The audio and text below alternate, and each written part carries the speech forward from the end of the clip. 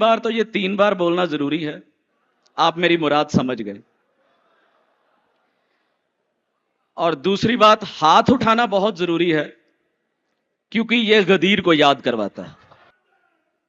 अली अली अली अली अली अली अली हाँ या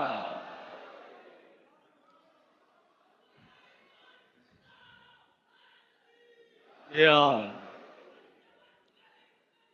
अली अली अली अली अली अली अली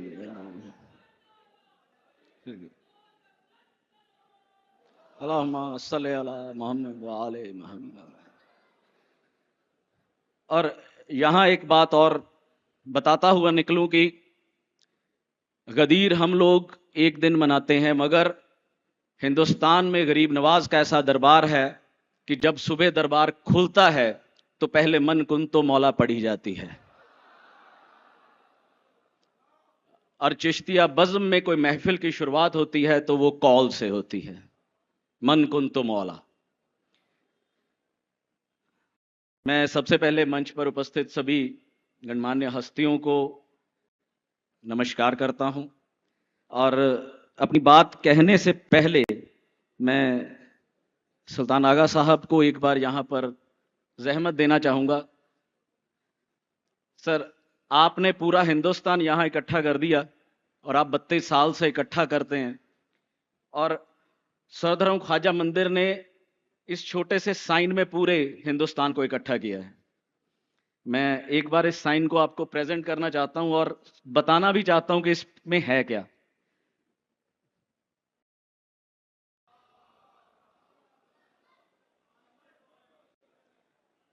सर, इसमें अगर आप इसको हाफ हिस्से में देख पाएंगे तो यहां पर आपको ओम नजर आएगा त्रिशूल के साथ।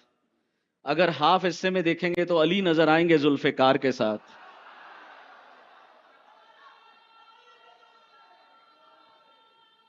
अगर यहां छोड़ देंगे तो ये ओमकार नजर आएगा सिखिज्म से।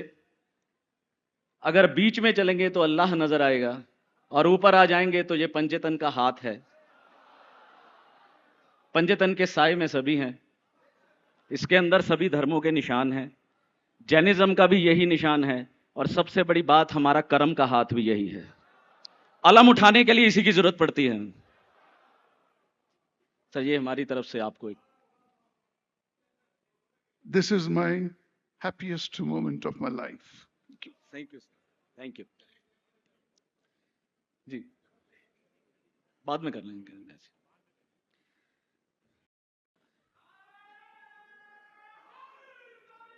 या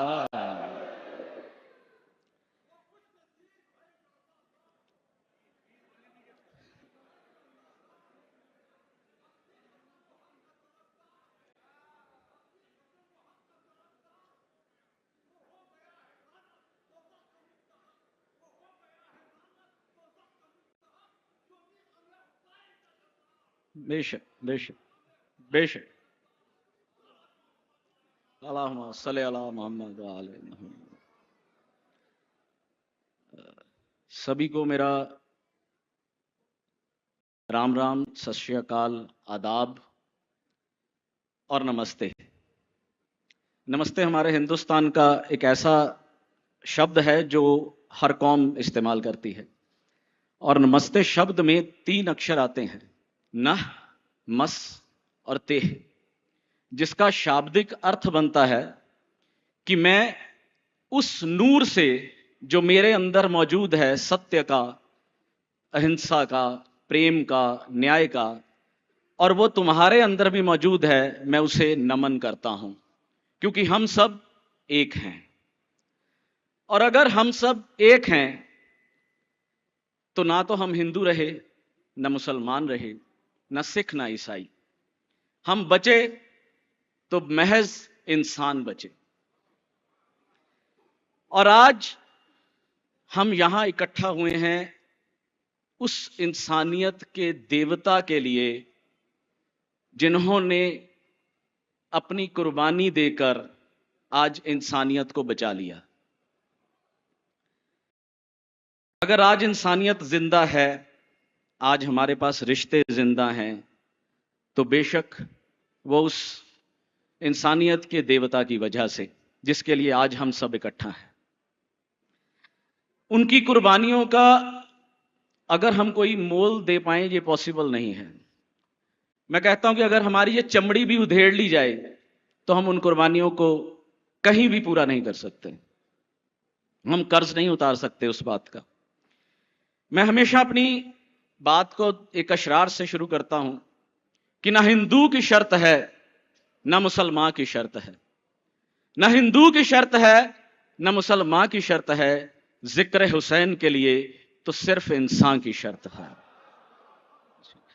मौला को चाहने के लिए हमारा हिंदू मुसलमान होना जरूरी नहीं है, हमारा इंसान होना जरूरी है।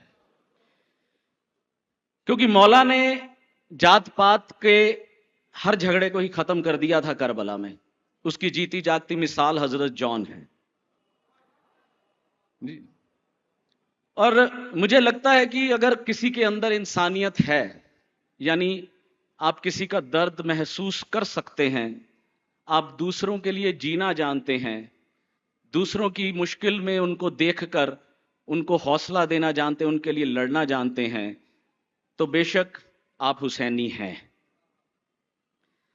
मगर आज पूरे विश्व में कुछ धार्मिक और वैचारिक जो मतभेद हैं वो बढ़ते जा रहे हैं, जहां मानवता और इंसानियत को खो दिया जा रहा है। मगर हर धर्म का जो मूल है, जो हर धर्म का तत्व है, बेस है, वो करुणा है, न्याय है, मानवता है, इंसानियत है।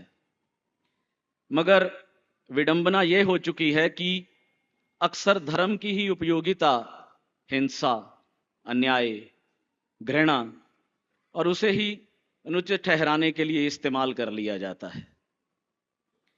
और यह समय की मांग है कि हम इस बात को समझें कि मानवता किसी भी धार्मिक पहचान से ऊपर है। इंसानियत किसी भी धार्मिक पहचान से ऊपर है। सच्चा न्याय और सत्य ये तभी हमें मिल सकते हैं जब हम सांप्रदायिक मतभेदों से ऊपर उठकर मानवता को प्राथमिकता देना शुरू करेंगे, जैसा कि मौला ने करबला में करके दिखाया। आज इस माहौल में मौला हुसैन की शिक्षाओं की बहुत जरूरत है हमारी जिंदगी में। मैं अपनी ही बात करता हूं कि मैं अपनी जिंदगी में बिल्कुल नास्तिक रहा हूं। मैंने कभी 35 साल की उम्र तक ईश्वर को माना ही नहीं। ऐसा माहौल रहा है कि मुझे यह लगता था कि हर कोई अपने आप को यह कहता है कि मैं ही सर्वश्रेष्ठ हूं, मैं ही बेटर हूं, मैं ही सुपीरियर हूं, मगर मानवता की बात कोई नहीं करता। आडंबर तो हर जगह नजर आता था, मगर मानवता, इंसानियत मुझे नजर नहीं आती थी, जिसके चलते मैं नास्तिक बन गया। मगर एक पूरा मजमा गौर दे रहा है मेरी बात को, सब जहनी लोग बैठे हैं। आप सोच रहे होंगे तो फिर आज मैं यहां कैसे? अब ये बहुत बड़ी एक बात है कि अगर कोई नास्तिक इंसान एक दम से बदल जाता है तो उसके पीछे कुछ ना कुछ बड़ा ही रहा होगा। और मुझे खुशी इस बात की है कि मैं नास्तिक से आस्तिक नहीं बना, यानी मैं नास्तिक से धार्मिक नहीं बना, मैं नास्तिक से हुसैनी बना हूं। क्योंकि हुसैन, जो हुसैनी होगा वो इंसानियत का पुजारी होगा, वो किसी धर्म का पुजारी नहीं होगा।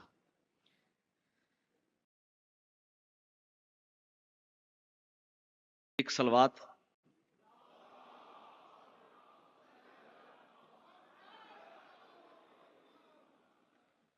मेरी जिंदगी का यह बदलाव मौला गाजी अब्बास की बशारत के बाद हुआ था, जिसकी सिर्फ एक ही लाइन मैं आपको बता रहा हूं कि चले आओ मेरी तरफ। और उस बशारत के बाद जो मेरे जहन में सवाल थे वो सब मिट गए, सब खत्म हो गए।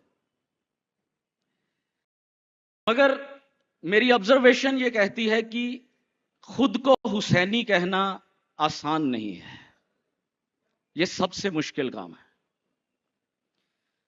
हुसैन का नाम लेना, खुद को हुसैनी कह देना बहुत ही मुश्किल है, क्योंकि हुसैन खाली एक नाम नहीं है, हुसैन एक सोच है, हुसैन एक क्रांति है, हुसैन एक न्याय है, हुसैन एक सच है, एक विचारधारा है। हुसैन जिंदगी का सिद्धांत है। हुसैन जब हम गिरते हैं तब हमारी ताकत है। हुसैन हमारी जिंदगी डोल जाए तो आधारशिला है। हुसैन जब हम पथ भटक जाएं तो मार्गदर्शक हैं। हुसैन जब कुछ समझ ना आए तो संदेश देते हैं। हुसैन एक समर्पण का नाम है हुसैन, जिन्होंने सब दे दिया और उफ तक नहीं की। इश्क की दूसरी जात हुसैन है। हुसैन निस्वार्थ भाव का नाम है, जिन्होंने अपने लिए नहीं सोचा, पूरी कायनात के लिए सोचा, पूरी इंसानियत के लिए सोचा। एक साहस है हुसैन। और सबसे बड़ी बात, हमारे जमीर का नाम हुसैन है। अगर हम कहीं अशांति में आ जाएं तो सीने पे हाथ रखकर जब हुसैन कहते हैं तो शांति का नाम हुसैन हो जाता है। और यही सद्भाव है हुसैन। मेरी दृष्टि में सबसे बड़ी बात यह रही है कि मेरी जिंदगी को जिन्होंने एक दिशा दी, वो दिशा हुसैन है, वो दृष्टिकोण हुसैन है। इसलिए मैं कहता हूं कि खुद को हुसैनी कहना बहुत मुश्किल है, कि अगर आपको हुसैनी खुद को कहना है तो आपके अंदर, आपके किरदार में हुसैनियत के वो सब तत्व होने चाहिए जो उनके अंदर थे। हम तभी हुसैनी बन सकते हैं। हम लोग जब ताजियादारी करते हैं तो बहुत लोग मुझे कहते हैं कि तुम रोते क्यों हो। तो मैं, कुछ आपको पता है कि कई तरह के लोग होते हैं, तो एक ही बात उनसे कहता हूं कि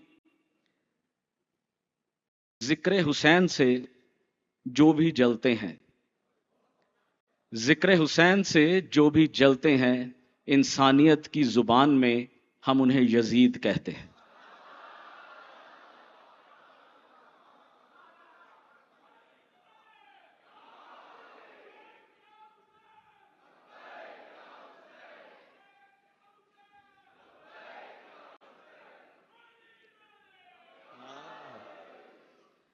और आज के दौर में, आज के दौर में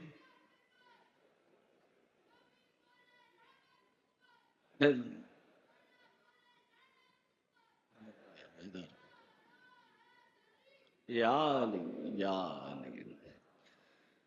और आज का वो दौर है जब यजीद हमें कदम कदम पर मिल रहे हैं। आज का वो दौर है कि हर कदम पर यजीद है। और मुसीबत हमारे लिए ये है कि ना तो आज हम बंदूक से उससे लड़ सकते हैं, ना तलवार से, ना भाले से, ना नेज़े से।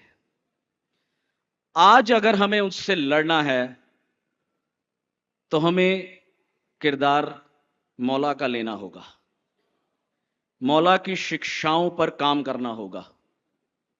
उस किरदार के जितने तत्व हैं, जो एसेंस हैं, उन्हें अपने भीतर उतारना पड़ेगा। मौला की शिक्षाओं पर काम करना बेहद जरूरी है। सच के लिए खड़े होना, न्याय के लिए गर्दन कटवा देना, अत्याचार के खिलाफ खड़े रहना, अपने सिद्धांतों के प्रति अडिग रहना, कॉम्प्रोमाइज नहीं करना, करुणा और मानवता हमेशा आपके भीतर रहे,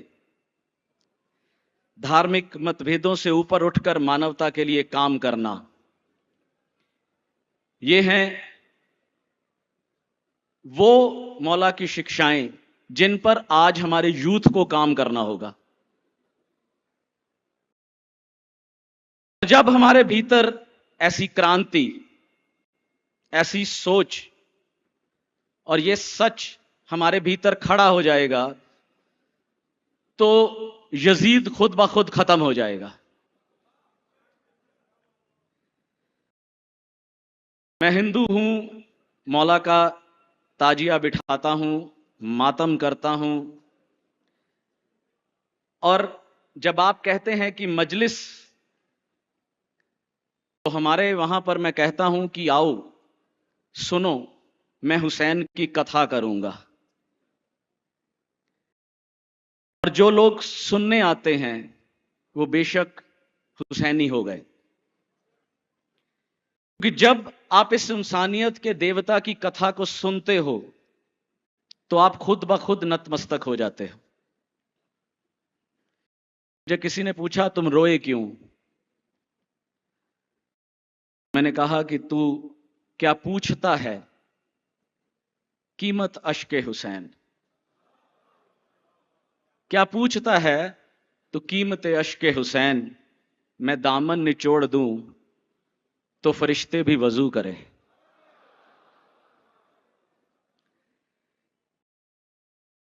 मातम, आजादारी, ये एक प्रोटेस्ट है, ताकि इस प्रोटेस्ट को देखकर पूरी दुनिया यजीद पर लानत करती रहे। एक बार लानत, लानत बेशुमार, बेशुमार, बेशुमार, बेशुमार।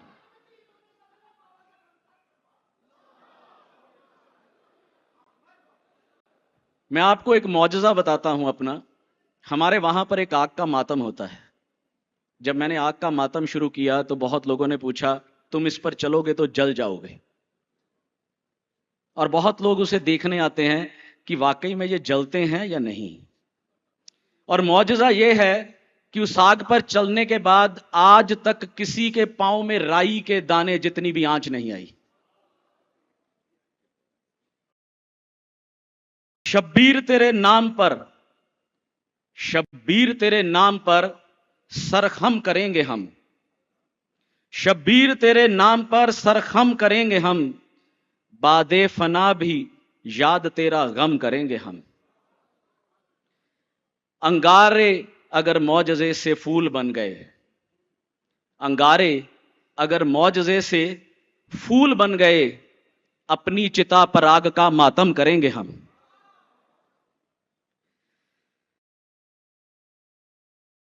अपनी पूरी बात को चंद लाइनों में कहते हुए मैं खत्म करना चाहूंगा कि जहां हुसैन का नाम लिया जाता है, जहां हुसैन का नाम लिया जाता है, वहां सच का सूरज अपनी पूरी रोशनी से चमकने लगता है, और न्याय की ठंडी छांव, और न्याय की ठंडी छांव में हर अन्याय की तपिश शांत हो जाती है। हुसैन के नाम में वो शक्ति है जो अंधेरों को रोशनी में बदल देती है। इस नाम में वो शक्ति है जो बुराई के पर्वतों को सत्य के सागर में विलीन कर देती है। मेरा यूथ से, इस पूरे प्रोग्राम में जो यूथ बैठा है उससे एक ही बात कहनी है कि अगर हमें आज के यजीद से लड़ना है तो मौला के किरदार को अपनाएं, ये बहुत जरूरी है। और पंडित जी की एक कही हुई कविता के साथ मैं अपनी बात को खत्म करूंगा कि गमे हुसैन हमेशा मनाएंगे हिंदू, गमे हुसैन हमेशा मनाएंगे हिंदू, हुसैन प्यासे पर आंसू बहाएंगे हम हिंदू। हमारी नजरों में रावण से भी बड़ा तू है यजीद, तेरा भी पुतला हम जलाएंगे हिंदू। हुसैन वालों को जिन लोगों ने सताया है, हुसैन वालों को जिन लोगों ने सताया है, सताएं अब तो मजा चखाएंगे हम हिंदू। इस बात पर मैं आप सबको बताना चाहूंगा कि इस मुहर्रम में जब हम लोगों ने सुप्रीम कोर्ट के ऑर्डर को जारी किया था, बताया था उसके बारे में, तो कम से कम भारत में 3000 जगह पर जहां पर ताजियादारी बंद करवा दी गई थी वो दोबारा खुली। जो परमिशंस नहीं मिल रही थी उन्हें परमिशंस दिलवाई गई और उसे दोबारा मकाम पर लाया गया। हुसैन वालों को जिन लोगों ने सताया है, सताएं अब तो मजा चखाएंगे हिंदू। जमाना काट ले जो सर भी हक परस्ती में, जमाना काट ले जो सर हक परस्ती में, तो हक की राह में सर कटाएंगे हिंदू। अलम हुसैन का, अलम हुसैन का झंडा है सत्य अहिंसा का, इसीलिए तो इस अलम को उठाएंगे हिंदू। धर्म का नाम, धर्म के नाम पर जिसने काट दिया सर,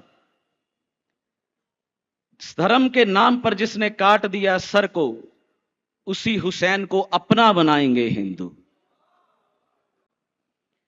शहीद कर दिया प्यासा अगर मुसलमानों ने, शहीद कर दिया प्यासा अगर मुसलमानों ने, तो अपने अश्कों का दरिया बहाएंगे हिंदू। आपका बहुत बहुत शुक्रिया।